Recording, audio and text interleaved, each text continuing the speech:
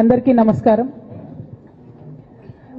చాలా రోజుల తర్వాత మళ్ళా మీడియా మిత్రులందరినీ చూడడం చాలా సంతోషంగా ఉంది. మీ ద్వారా ప్రజలకు ఈ 15 రోజులు లేనటువంటి అంశాల్లో కొన్ని అంశాలు మాట్లాడదామని ఈరోజు మీడియా సమావేశం ఏర్పాటు చేయడం జరిగింది. ప్రధానంగా మీరు చూసినట్టయితే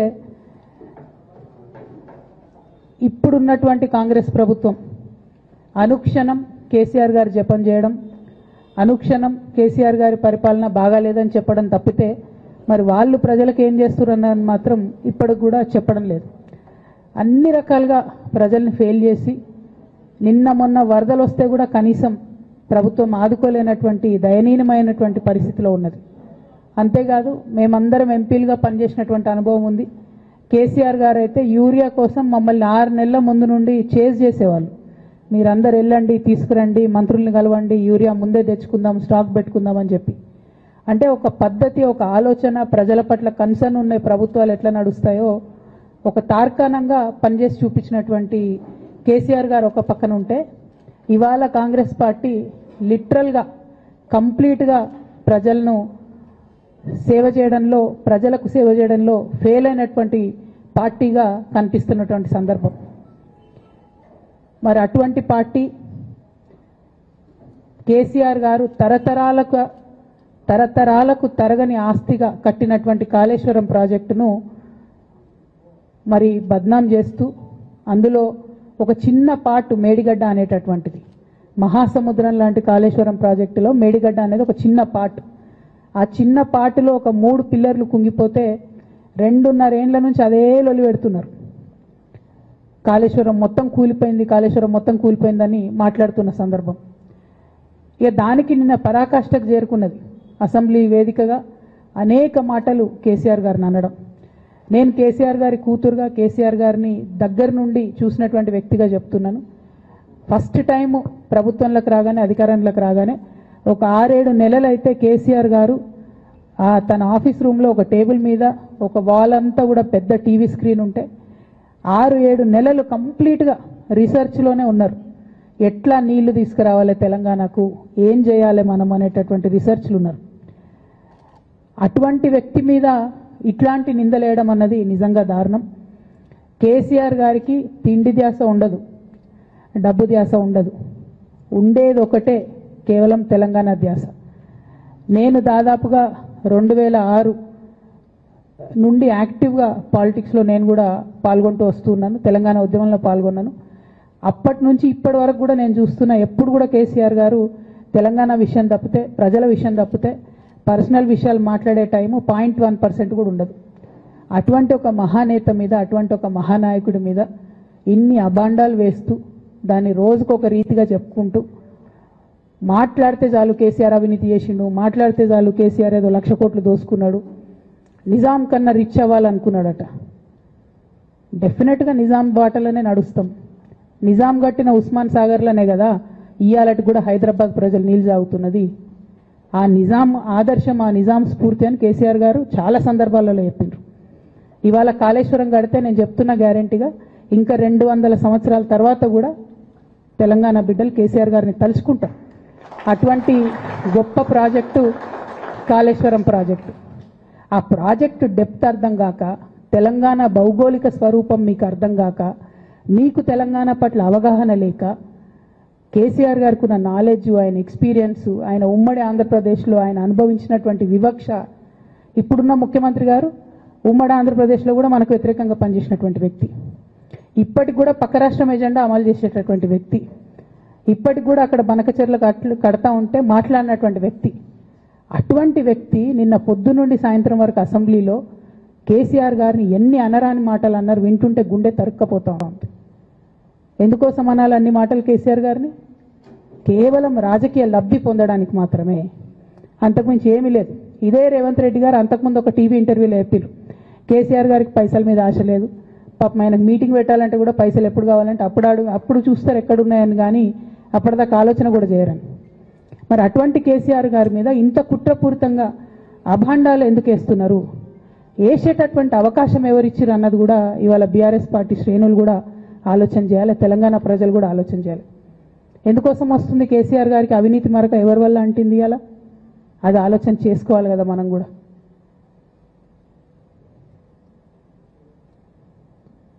కొంతమంది కేసీఆర్ గారి పక్కన ఉన్నటువంటి వాళ్ళు కేసీఆర్ గారి పేరు చెప్పుకొని అనేక రకాలుగా లబ్ధి పొంది వారు చేసినటువంటి అనేక చెత్త పనుల వల్ల ఇవాళ కేసీఆర్ గారి పేరు బద్నామయ్యే పరిస్థితి వచ్చింది. అయినా మళ్ళీ వాళ్ళనే మోస్తాం, అయినా మళ్ళీ వాళ్ళనే ముందుకు తీసుకెళ్తామని అనుకుంటే పార్టీ ఎట్లా ముందటికి పోతుంది? ఒక బిడ్డగా నిజంగా నేను బాధపడతా ఉన్నాను.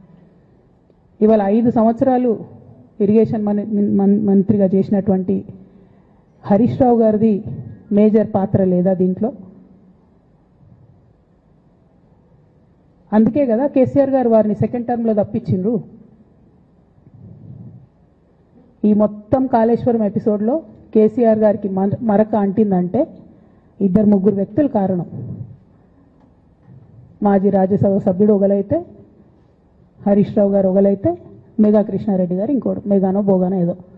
ఈ పెద్ద పెద్ద కాంట్రాక్టర్లు అందరితో కుమ్మక్కై కేసీఆర్ గారు ప్రజల కోసం ఆలోచన చేస్తే, నీళ్ల కోసం ఆలోచన చేస్తే, వీళ్ళు సొంత వనరుల కోసం, డెవలప్మెంట్ కోసం, ఆస్తులు పెంచుకోవడం కోసం ఆలోచన చేసి ఇవాళ మీ వల్ల రేవంత్ రెడ్డి లాంటి వ్యక్తి, తెలంగాణ ఉద్యమానికి సంబంధం లేని వ్యక్తి, కేసీఆర్ గారి కాలి గోటికి సరిపోని వ్యక్తి, ఆయన నిలబడి కేసీఆర్ గారిని చెయ్యెత్తి చూపించి కేసీఆర్ గారి మీద సిబిఐ ఇవాళ నేను వేస్తా అని చెప్తున్నాడంటే కారణం ఎవరు దీనికి? నేను భరించిన, ఇదే హరీష్ రావు గారు, ఇదే సంతోష్ రావు గారు అనేక కుట్రలు చేసినా కూడా భరించిన. నా మీద ఓపెన్గా మీడియా మిత్రులందరితో రకరకాల మాటలు చెప్తే కూడా నేను భరించిన. నా పర్సనల్ అటాక్కి నేను ఎప్పుడు కూడా వాళ్ళను ఇంతవరకు పేరు పెట్టి పిలవలేదు, మాట్లాడలేదు. ఫస్ట్ టైం చెప్తున్నా నేను. ఎందుకోసం చెప్తున్నా? కేసీఆర్ గారికి ఈ వయసులో సిబిఐ ఎంక్వైరీ ఏందండి? ఎందుకోసం ఆ కర్మ పట్టింది? ఎందుకు భరించాలి? ఇటువంటి వాళ్ళని చూస్తూ ఎందుకోసం ప్రొటెక్ట్ చేసుకోవాలి?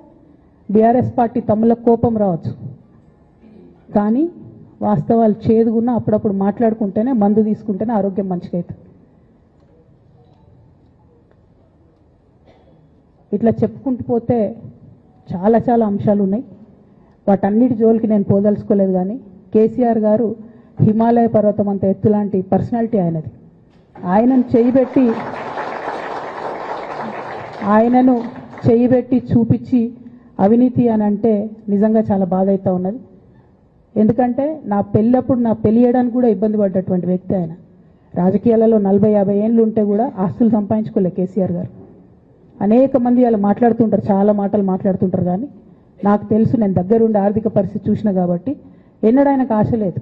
అటువంటి మనిషిని పట్టుకొని సిబిఐ ఎంక్వైరీ ఇస్తాం, ఇదేస్తాం, అదేస్తాం. ఎవరు కారణం దీనికి అంతటికి? ఈ చేతగాని కాంగ్రెస్ ప్రభుత్వం మీ ఏసీబీ వాళ్ళు పోయి కాళేశ్వరంలో పనిచేసిన 3 ఇంజనీర్లను పట్టుకుంటే ఒక్కొక్క ఇంజనీర్ దగ్గర 100 కోట్ల ఆస్తులు వెళ్తే మీకు ఎందుకు ఎంక్వైరీ చేసే దమ్ము లేదు? వాళ్ళు వెనకాల ఎవరు ఉన్నారో ఎందుకు ఎంక్వైరీ చేస్తలేరు? ఖచ్చితంగా నేను ఇవాళ చెప్తా ఉన్నా, హరీష్ రావు గారు వెనక, సంతోష్ రావు గారు వెనక రేవంత్ రెడ్డి గారు ఉన్నారు. వాళ్ళని ఖచ్చితంగా కాపాడతారు అన్ని విషయాలను. వాళ్ళని ఏమనరు, వాళ్ళ గురించి ఏం మాట్లాడరు. బాణం ఎంతసేపు కేసీఆర్ గారి మీద ఉంటుంది. కేసీఆర్ గారిని మాట్లాడాలి, కేసీఆర్ గారిని బదనాం చేయాలి. కానీ దగ్గరుండి ఈ అవినీతి అనకొండలు బీఆర్ఎస్ పార్టీని ఏదైతే డిస్టర్బ్ చేసిండ్రో వాళ్ళని మాత్రం ఏమనరు. ఈ ఇంటర్నల్ అండర్స్టాండింగ్ అనేది ఎక్స్పోజ్ కావాలి. రేపటి నుంచి నేను ఛాలెంజ్ చేసి చెప్తున్నా కదా, రేపటి నుంచి ఏం మాట్లాడతారు తెలుసా? ఈ మొత్తం బ్యాచ్లన్నిటికీ సోషల్ మీడియా బ్యాచ్లు ఉన్నాయి. వీళ్ళందరికీ బాగా చాలా చాలా బ్యాచ్లు ఉన్నాయి. వాళ్ళంతా రేపటి నుంచి ఏమంటారు? నన్ను ఒకళ్ళు బీజేపీ ఆపరేట్ చేస్తుంది అంటారు, ఒకళ్ళు కాంగ్రెస్ ఆపరేట్ చేస్తుంది అంటారు, ఒకళ్ళు రేవంత్ రెడ్డి చెప్తే మాట్లాడుతుంది అంటారు, ఇంకోళ్ళు బండి సంజయ్ చెప్తే మాట్లాడుతుంది అంటారు. ఖబర్దార్ బిడ్డ, నేను ఎవరు చెప్తే ఆడేటటువంటి తోలుబొమ్మని కాదు. నాది నాది నాది నాది కేసీఆర్ బ్లడ్, నాది తెలంగాణ బ్లడ్. ఇండిపెండెంట్గా నేను అనుకున్న విషయాన్ని చెప్తున్నాను. దానికి పొలిటికల్గా ఇబ్బంది అయినా, కష్టమైనా, నష్టమైనా నేనే భరిస్తా. కానీ దేవుళ్ళ లాంటి మా నాన్నను ఇవాళ సిబిఐ ఎంక్వైరీ చేసిండ్రంటే కడుపు రగులుకపోతా ఉంది ఒక బిడ్డగా. అందుకే చెప్తున్నా, ఇన్ని రోజులు చెప్పలే. ఆ మధ్యలో పోయినసారి నా కొడుకు గ్రాడ్యుయేట్ అయినప్పుడు వచ్చినప్పుడు నేను మా నాన్నకు రాసుకున్న లెటర్ లీక్ చేస్తే కూడా ఆ 70, 80, 90 రోజుల నాకు నరకం చూపిస్తున్నారు. ప్రతిరోజు సోషల్ మీడియాలో ఇష్టం వచ్చినట్టు రాపిస్తున్నారు. ఎప్పుడు వీళ్ళ పేర్లు తీసుకోలే, ఇష్టం వచ్చినట్టు ప్రెస్ వాళ్ళకు మాట్లాడుతూ చాలా విషయాలు చెప్తున్నారు. ఎప్పుడు వాళ్ళ పేర్లు తీసుకోలే. ఇలా తీసుకుంటున్నా, ఎందుకంటే విషయం నాది కాదు, ఇది తెలంగాణ పరువు ప్రతిష్టకు సంబంధించిన విషయం. ఇలా దేశంలో ఏ మూలకు పోయినా ఎక్కడికి పోయినా కేసీఆర్ అంటే ఒక మహానాయకుడు, త్యాగం చేసిన నాయకుడు అని చెప్పి మాట్లాడతారు. రేపటి నుంచి ఏం మాట్లాడతారు? సిబిఐ ఎంక్వైరీ చేస్తే ఏం మాట్లాడతారు? కేసీఆర్ అంటే సిబిఐ కేసు అంటారు. మా నాన్న పరువు పోతే నాకా బాధ, మీకా? మీకు పైసలు కావాలి కదా, మీకు పేరుతోనేం పని? ఇంకా కూడా ఈ విషయాలు అర్థం చేసుకోకుండా, ఇంకా కూడా ఇటువంటి వ్యక్తుల్ని దూరం పెట్టుకోకుండా ఉంటే ఇక కేసీఆర్ గారి మీద సిబిఐ కేసు వేసేటటువంటి స్థాయికి వచ్చినాక ఏం పార్టీ ఉంటేంది పోతేంది. బీఆర్ఎస్ పార్టీ నాయకులు నన్ను తిట్టుకున్నా సరే, లోకల్ బాడీ ఎన్నికలలో నాకు నష్టం జరుగుతుంది అనుకున్నా సరే, మా నాన్న మీద సిబిఐ ఎంక్వైరీ పడ్డాక ఏముంది, తొక్కల ఎలక్షన్ ఒకటి గెలుస్తారు, ఒకటి ఓడిపోతారు. అసలు ఓడిపోయే పరిస్థితి ఎట్లా వచ్చింది? ఇటువంటి దుర్మార్గుల వల్ల కాదా వచ్చింది? ఆలోచన చేసుకోవాలి కదా. అంటే నా దగ్గర పైసలు ఉన్నాయి, టీవీలు ఉన్నాయి, సోషల్ మీడియాలు ఉన్నాయి, ఏటు పడితే అటు మాట్లాడతామంటే తోలు తీస్తాం చెప్తున్నా నేను. గీత గీసుకుంటాం బిడ్డ. మీరు ఒక్క కమెంట్ పెడితే మేము 10 చేస్తాం. ఏది పడితే అది మాట్లాడచ్చు సోషల్ మీడియాలో అనుకుంటూ చూసుకుంటూ ఊరుకుంటున్నా.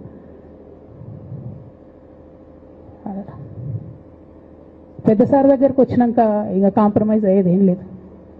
ఘోష్ కమిషన్ వేసిన రోజే నేను చెప్పిన, ఎందుకు రియాక్ట్ కాలేదు పార్టీ అని అడిగిన ఆ రోజునే. నిన్న సిబిఐ ఎంక్వైరీ వేస్తున్నా అని రేవంత్ రెడ్డి గారు అసెంబ్లీలో చెప్తే తెలంగాణ బంద్ ఖాళీ వద్దా, బగ్గు మనొద్దా తెలంగాణ? ఎట్లా మాట్లాడతారు? నిజంగానే మనిషి అవినీతి అయితే, నిజంగానే మనిషి డబ్బులు తిన్నోడైతే వేరు మాట. ఆయనకు తిండి మీద కూడా ధ్యాస ఉండదా బాబు? తెలంగాణ అదే పిచ్చి.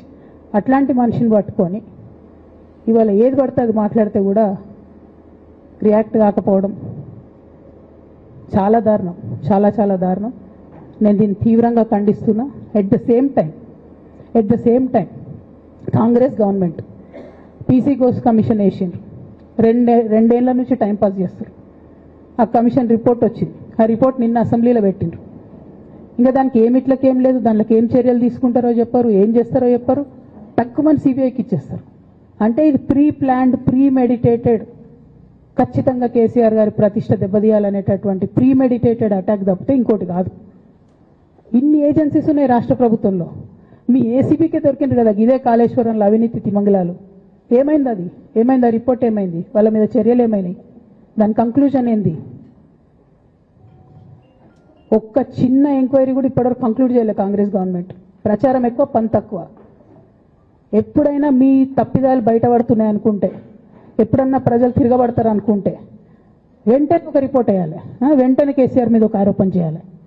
ఇప్పటికి కూడా రేవంత్ రెడ్డి గారికి కేసీఆర్ గారి పేరు చెప్పుకోకపోతే ఆయన ఫోటో కూడా పేపర్లో వేరేమని భయం పాపం.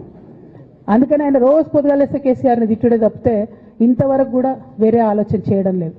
మేము డిమాండ్ చేస్తూ ఉన్నాం కాంగ్రెస్ ప్రభుత్వాన్ని, మీరు బట్టగాల్చి మీదేసినట్టు ఆరోపణలు వేయడం కాదు, మీకు దమ్ము ధైర్యం ఉంటే నేను పేర్లు కూడా చెప్పిన, చూడండి ఎక్కడి వరకు పోతారో చూస్తాం. మీకు అండర్స్టాండింగ్ లేకపోతే మీకు అండర్స్టాండింగ్ పెట్టుకొని